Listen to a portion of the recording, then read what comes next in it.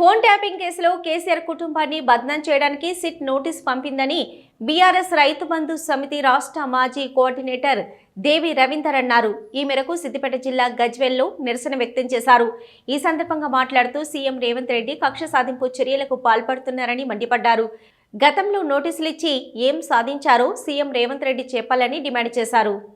కాంగ్రెస్ ప్రభుత్వం ముఖ్యమంత్రి రేవంత్ రెడ్డి గారు కేసీఆర్ పై ఈ 2 సంవత్సరాలుగా కక్ష సాధింపు చర్యలకు పాల్పడుతూ ఫోన్ ట్యాపింగ్ కేసులో కేసీఆర్ కుటుంబాన్ని బద్నాం చేయడానికి డైలీ సీరియల్ లాగా నోటీసులు పంపిస్తూ కాలం వెల్లదీస్తున్నటువంటి ముఖ్యమంత్రి రేవంత్ రెడ్డి గారు గతంలో కాళేశ్వరం ప్రాజెక్టుకు సంబంధించి నోటీసు పంపించి ఏం సాధించాడో ముఖ్యమంత్రి రేవంత్ రెడ్డికే తెలియాలి.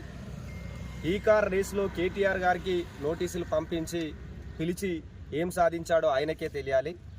మరి గౌరవ ముఖ్యమంత్రిగా పనిచేసినటువంటి కేసీఆర్ గారిని బదనాం చేయాలని ఒక కుట్రలో భాగంగా రేవంత్ రెడ్డి గారు చేస్తున్నటువంటి ఈ చిలిపి చేష్టలు ఏవైతే ఉన్నాయో తెలంగాణ రాష్ట్ర ప్రజలందరూ కూడా గమనిస్తూ ఉన్నారు. మాజీ ముఖ్యమంత్రిగా పనిచేసినటువంటి వ్యక్తికి నోటీసులు పంపించినటువంటి సందర్భంలో మున్సిపల్ ఎన్నికల దృష్ట్యా నేను హాజరు కాలేకపోతున్నాను, మరొక డేటు ప్రకటించాలని చెప్పిన సందర్భంలో వెంటనే మళ్ళీ నిన్న నోటీసులు ఇచ్చేటువంటి ప్రయత్నం ఏదైతే ఉందో అది కేసీఆర్ గారు గజ్వేల్ నియోజకవర్గ ప్రజలకు అందుబాటులో ఉండి గజ్వేల్ నియోజకవర్గంలోనే ఆయన వ్యవసాయ క్షేత్రంలో ఉన్నటువంటి సందర్భంలో అసలు సిట్ అనేది సిట్ అధికారులు ఎక్కడ శాసనసభ్యుడు ఉంటే అక్కడికి వెళ్ళి నోటీసులు సర్వ్ చేసి అక్కడనే విచారణ చేపట్టాలని చెప్పి భారత రాజ్యాంగం చెప్తా ఉన్నది.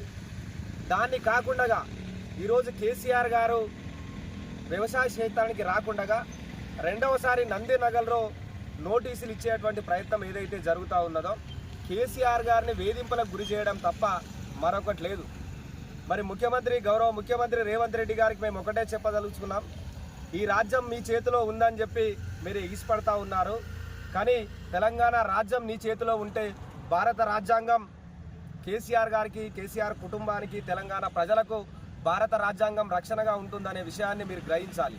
ఎందుకంటే రాజ్యం నీ చేతిలో ఉందని చెప్పి అక్రమ కేసులు పెడుతూ మరి బద్నాం చేస్తున్నటువంటి నీ కార్యక్రమాన్ని మరి డాక్టర్ బాబాసాహెబ్ ఇచ్చినటువంటి హక్కులను భారత రాజ్యాంగం ద్వారా ఉన్నటువంటి ఆర్టికల్ను ఉపయోగించుకొని నీ అక్రమ కేసులను తిప్పికొట్టడానికి మరి కేసీఆర్ గారు సిద్ధంగా ఉన్నారు.